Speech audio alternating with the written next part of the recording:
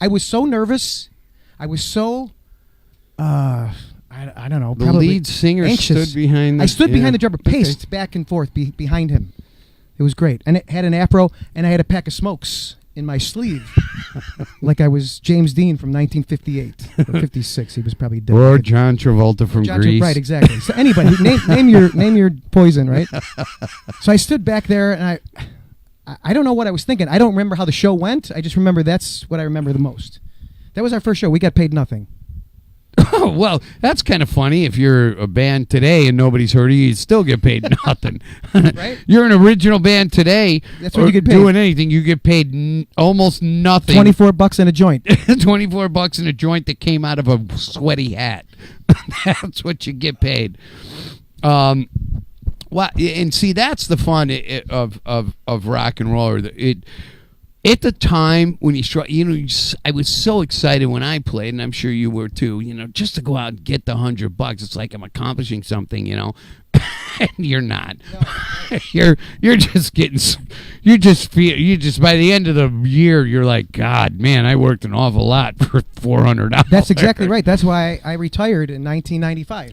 Which brings me to this thing. So now, I've been on both sides of it as a musician, and a label and a studio and representation, as an artist. Where are you going with that? You're going to be singing in that in a little while. What are you doing? So I'm just focus. I'm focused. So now you fast forward here.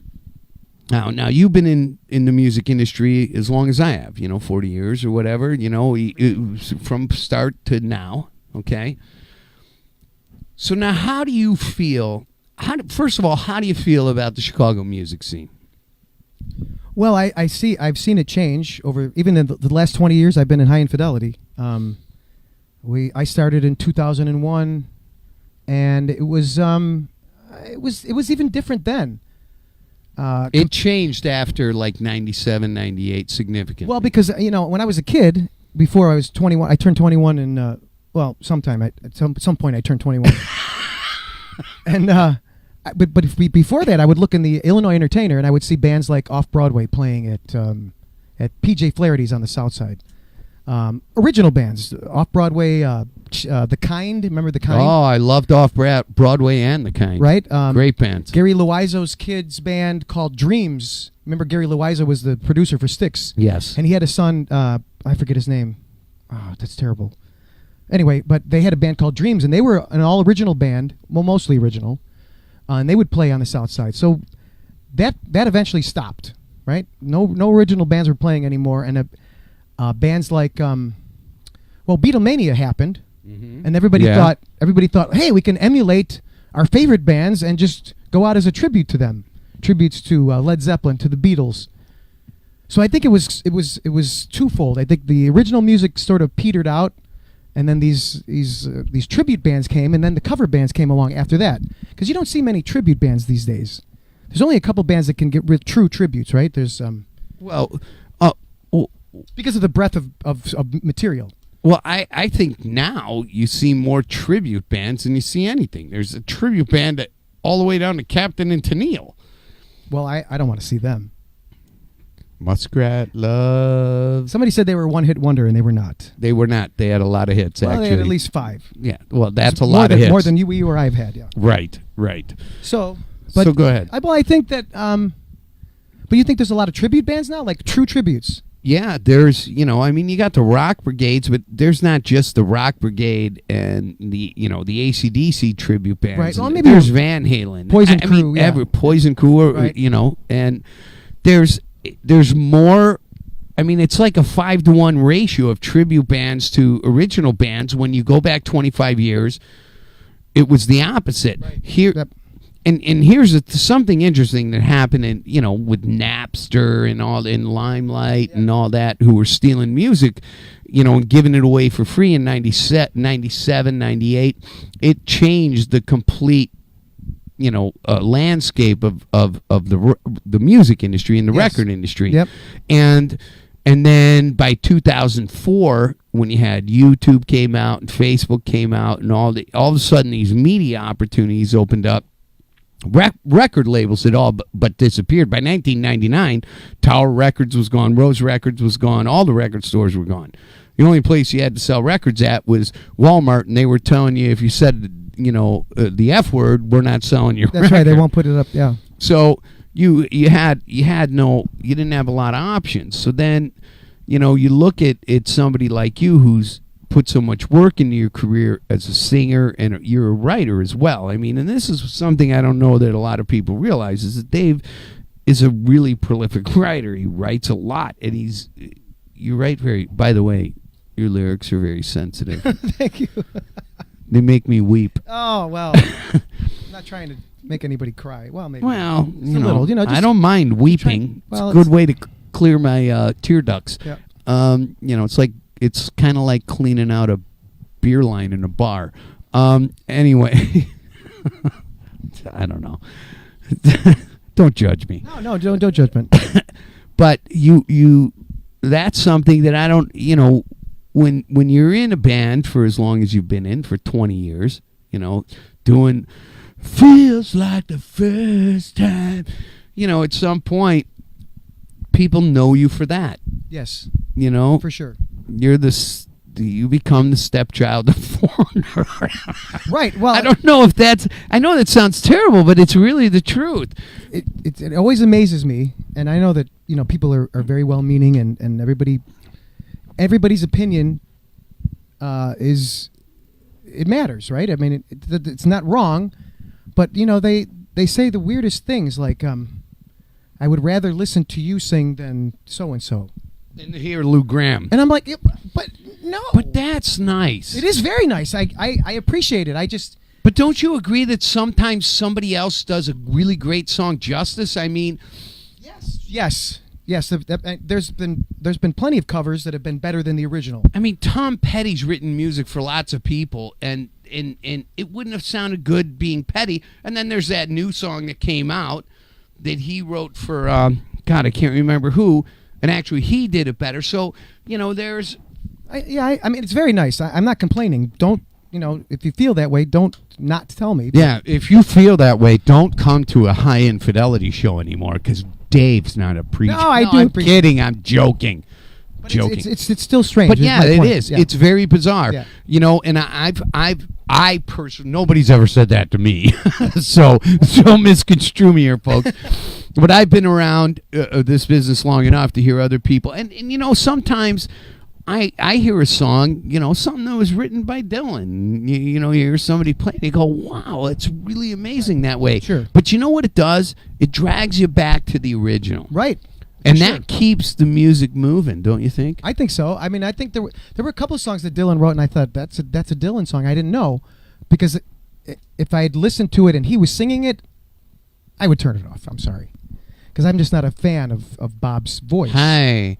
Well, it's not for everybody. Now, how's my Dylan impersonation? It's pretty good. Who's your favorite artist? Who would you, if you could, Dave, wake up tomorrow and be anybody, who would it be as a singer? Who would you be?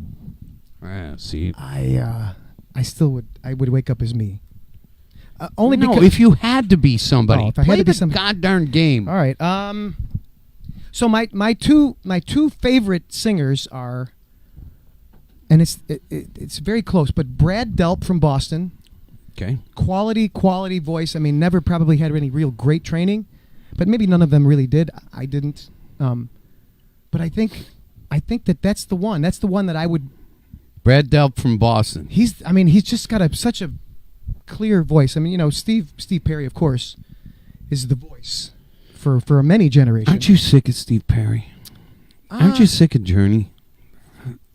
Well, I'm just a little bit. Just admit that you're a little bit sick of Journey. No, I love them. This is where we make our meat and potatoes. No, of course. That nothing like putting you on the spot. So he loves Journey. When we, I always say that More Than a Feeling is my favorite song of all time ever. I can't tell you why. I don't know why. I don't know if it's just how it starts and then it builds and then it comes down again, and it's just kind of reflective, right? He's talking about this Mary Ann who walked away. Mm-hmm. those kinds of songs always get to me. So that's why that song is my favorite. So I didn't want to play it in the band for the longest time because I didn't want to get sick of it. Because we play it all the time. We would, if it's in the set list, it's in the set list forever, and then you get sick of it. Like, Don't Stop Believing, please. Well, how many more times do you have it in your agreement with the band that you're only going to sing "Don't Stop Believing" 380 times? No, there's no. You're at like 360 right now. Most of the time, I just say, you know what, we're not gonna play it tonight. Okay. And then inevitably or invariably, you'll play it. All right, we'll play it because so and so wants to hear it. You know, haven't been out in 2 months. When you guys go out and play, everybody always asks for an encore when you guys get done. Yes. So you should just which is very nice. Should do a medley, Richie Hoffer medley. 30 songs in 40 songs in 40 minutes now, I think. Do 30 songs in 40 seconds. Then get off the stage. Right. That's your. What did I do? What just happened to my microphone? Oh, Are you kidding me? Did you pull it out? Yeah, you got it. Oh, there it is. There it is. So that's rough. So now you've been playing these songs over and over again. What inspired Hi-Fi, High Infidelity to start to do it, especially at this time? You guys have been around so long. You're not spring chickens anymore. Why do you want to do an original album? Well, we've been talking about it for years. We've been talking about it since Tyler's been in the band. Since you were 300 pounds? That's right. They decided to wait until you got thin? Let's wait till Dave gets skinny. Then we may not have that much time. All right. So, no, really, what was... I think because we had recorded a song called "Can't Get Enough of You" for an album. We recorded an album of covers, of course, and everybody always says, "Oh, it's our demo." We send that around to the festivals or the bars or whatever, so that they can hear us, because there was no such thing as YouTube, or it was just not as used. There was no social media. There was no easy way to get your material out there the way there is now. And we thought, well, we wrote one, and we were going to write some more. So then we came out with a 4-song EP that had 8 covers on it and 4 originals. And then we thought, all right, well, next step is 12 songs, 12 original songs. And then we changed members in 2010, and we took on Tyler was in the new regime, and we thought, let's record originals. Oh. You got to take your medicine. We'll talk about that in a minute. So then we thought, maybe that's the next step. Why don't we give people a reason to come and see us more than they can see? They can't see these songs anywhere else but here. Right. And it was just a way to. I don't want to say that it was a marketing ploy, but it was a marketing idea to get people to sort of have allegiance to us as opposed to anybody else. Mm-hmm. And I don't know why it happened this year. It could have been Dave Urich's presence, because he's such something that just came in and motivated everybody to go. I Let's think so. do this. I think that because he's been the impetus for a lot of things for us. Our stage show is much better. He's such a showman. Yeah, he is. I mean, God bless him. And he loves it. I mean, he goes. He means it every time. It's not an act. No, he's really great. Dave's a pro. He's a pro, and he's a great guy. I had no idea. I feel bad because I didn't know, and I feel bad because every time I would see him, he would say, "Hey, hi, Dave." And I'm like, because that's how he is. Right. And I'm like, I don't fucking know that guy. Why is he saying hi to me? I mean, I grew up on the south side of Chicago. Anybody comes up to me and says being nice, they're like, yeah, there's a reason. What the fuck is your angle? But no. But Dave has been great since he's been with us. We can't be happier. He's a really kind man. He's obviously very talented, yeah. And one of the things that I've heard people say, I don't know Dave personally. I've met Dave multiple times.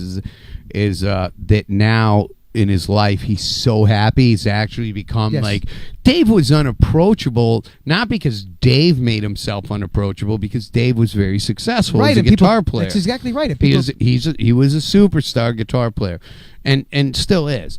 And I would imagine for somebody like that who had this elevation of success, to come down.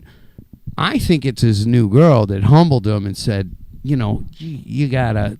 Now I could be crazy and wrong. No, you could be right. But where he just said, I want to be happy playing my instrument. So this woman motivated him to just go play. What the fuck do you care about what you're playing? That's right. Just play it Yeah. and enjoy the music and have fun and be with great guys. Well, I know that. I should be a rock and roll counselor. It's like the Drew Pinsky of Yeah, yeah. rock and roll music veterans. Yeah, sure. We'll call it that. Yeah, it could be. I mean, he's the two of them are just crazy about each other. Yeah, that's wonderful. And it's just so great to see. And that's good for the band. It's awesome for the band because It's fantastic. people watch us and they see everybody's happy. Everybody's there's no drama. Well, the band is a marriage amongst all these For sure. players in it, and it's and our wives. yeah. That's Well, that's a big you part of it. you have your personal life, and then you have the band, and then those things come together, and all you can do. I mean, you already know in the band that all the guys get along. You can only hope and pray that all the women of the guys get along. Right. Otherwise, conflict can ensue. Invariably, there's always conflict. Right. If that's the case, if somebody doesn't get along with the rest, it's trouble. Yeah, Yeah. This is a really, really tough business to be in. I mean, I don't, and I wasn't joking, and I know I'm right. Yeah, if you're an opening act playing original music, you're making the same money doing a gig today as you were 40 years ago. Yes. It's $100-$200. Maybe if you're bringing 50, 60 people, but today it's even harder as an original band to get somebody to come in there. You guys are very fortunate because you already have all this momentum. That's you have right. all these fans. And I think your fans are going to love hearing your new music. And you want to play one of those songs? Is Yeah. it plugged into that board? You want to plug it into that board, huh? Well, how the hell else are you going to play it? We talked about it. How about a phone? No? A phone? What am I going to do? This is a professional show with lots of failures. Oh, wait. Hold on. We Okay. just need a link. Out of here. Yeah, I just need a cable. I need like a... What, do you have one of those? Yeah. All right, hold on. I'm in a studio that's literally 7 by 2. It's 7 by 2 with a keyboard, a treadmill, 8 by and 4. all this other gear. It's the office gymnasium studio. Right. Hold on, I have a I see you spend a lot of money at Amazon on the padding, though. I did the same thing. Don't feel bad. Yeah, but how did you get it to stick? What did you use? I use spray glue. Okay. Yeah. I use nails. You know what? The nails won't work because of the resonance from the heads of the nails. Well, but I only did it on it's that not wall. even even over there under the window. You did I'm not a a pro. shitty job. I did a shitty job. I was in a hurry. Listen, I know you got Parkinson's, but that's not an excuse. We're going to get to that here in a little bit. Can you hook it? I want to play some of this music. You knew we were doing this but I didn't know how I was for gonna get 2 there. weeks. Jesus. God. All right, hold on. You can't leave this guitars? room. No. There is shit everywhere. Hold on. You can't leave. You want me to get up? No, I got it. If I break anything, I got it. oh right, here we my go. goodness. So if I give you this, We should say hi to some people. Kelly Blair is here. Anthony Frank. Anthony Frank's a guitar player for 1096. Jennifer Nanetti. Au's from Indonesia. Jennifer. Craig Hack. Craig Hack. I worked with Craig Hack. Hi, Craig. Hey, Craig. Jim Obos is here. Jim I Obos. love Love Jim Jim Obos. Obos. Yeah, Oh, both he's a Oboses. freaking sweetheart. Becky was the one that informed us that we were live. Yes, Becky did. Well, Becky's a doll. I love Becky. Careful, you almost knocked over to Paul Reed Smith. It's not a good one. He's just breaking. It's not a good one. He's just knocking everything over. That's why all of Michael J. Fox's shit is screwed down. So my wife tells me that, but back in the day, when she was a kid, she had a poster of Michael J. Fox on her. She had a huge crush on him, and I'm like, it was the Parkinson's from the beginning. She's just in love with the disease. That seems weird. I know it isn't me. That's for sure. No, it's not. That's not true at all. She's crazy about me. Oh, your wife is actually even prettier in person than she is in pictures. No doubt. Yeah, she's gorgeous and she's a sweetheart. And she's actually tolerating us right now. Because we had planned for me to be starting to pack up by now. I think what would be funny if we had a camera down where she is right now. Oh, that would be. I can make that happen. Every device I have is tied into your Wi-Fi, so I could make that happen. My brother said I look fat. Do I look fat? I do kind of look fat. But you told me earlier that things look bigger on camera. I did. And I was going to say something else, but I decided not to. That's all right. I'll keep my pants on. All right. All right. Where am I going with this? Let's put that right there. So let's play. All right. So we're going to play a song. Yeah. One of the new songs from High Infidelity. Let's make sure this works. We've had enough problems today. Let's see.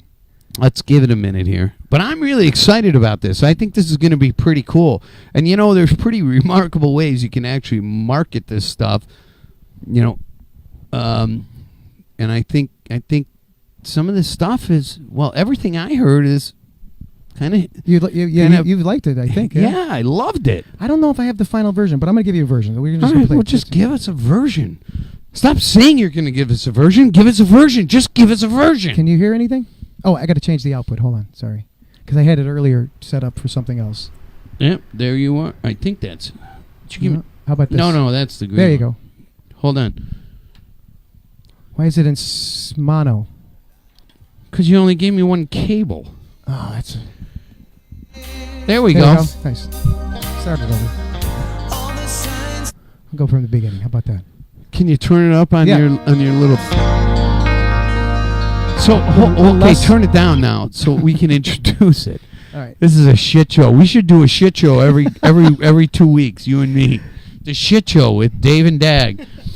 Where we tell you we're coming on at 7, we come on at 7:43, and everything's ruined. All right, so tell us about this song. Okay, so this song, Bobby actually started this song, probably 2012.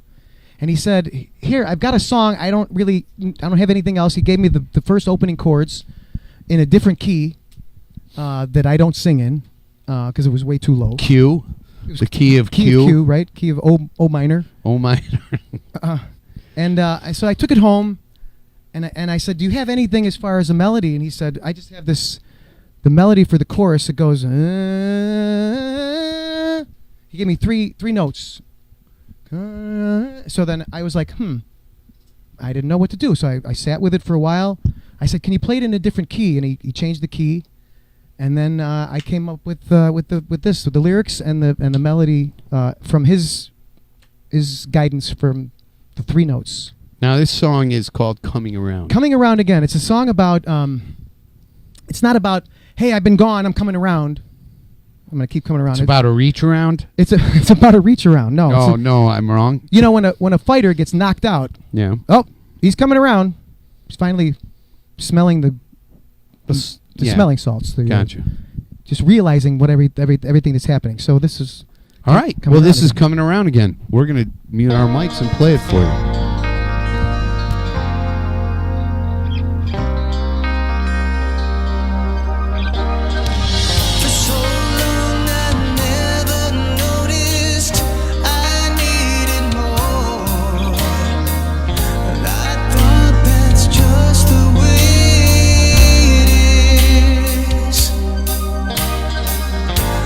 Signs said I was living to you all through the dark.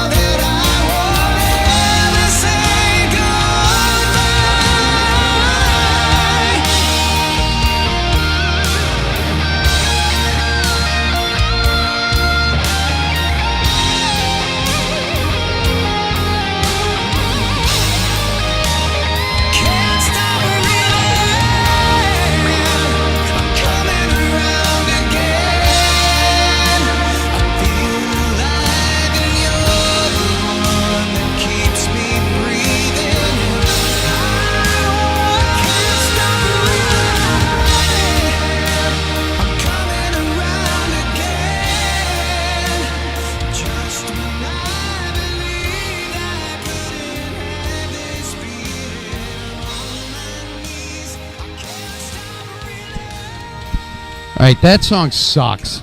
No, I love it. Coming Around Again, a new song, an original song by High Infidelity.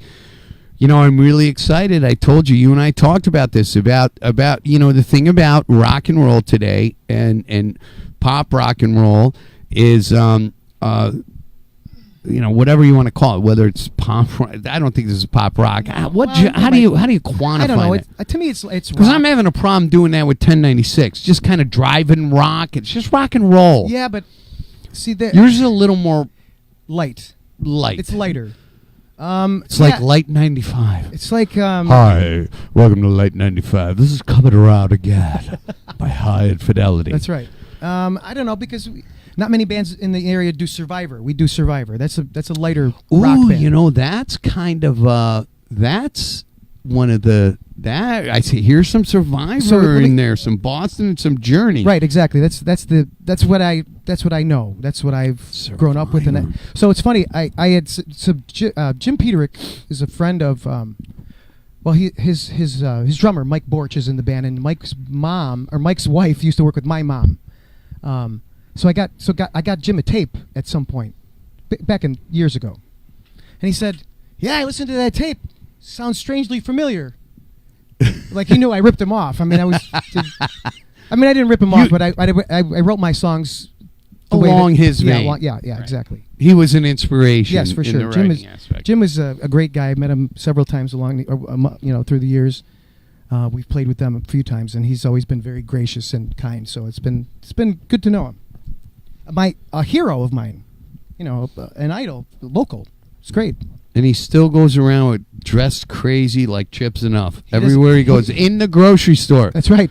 He doesn't care. He's a rock star. He is a rock star. Absolutely. He is. Hey, if I had hair, I'd color it purple. Look at how nice. Did you touch my hair today? No. No, touch it. See how soft it is. No, I think I'm just all right. touch it. You can't be part of the DAG show. See how soft it is? Isn't it beautiful? You just got horny, didn't you? We just took it to a different level. dimension. Listen, everybody has to touch my hair. That's the deal. It's so soft. You can't even fathom it. Well, I haven't. It's like cashmere, but different. It's a little like cashmere. All right. So listen. Yeah. I want to talk about this. So you have Parkinson's disease. I mean, is it called early onset or early onset? Is mostly for anybody that's younger than 50. Because I notice, and I've been here with you for a while. I see that. I mean, listen, I don't know shit about Parkinson's. Yes, okay, but yes, I only see what Michael J. Fox bouncing around when they try and interview him, and it's kind of the same thing with you here. Exactly right. So I don't mean that disrespect.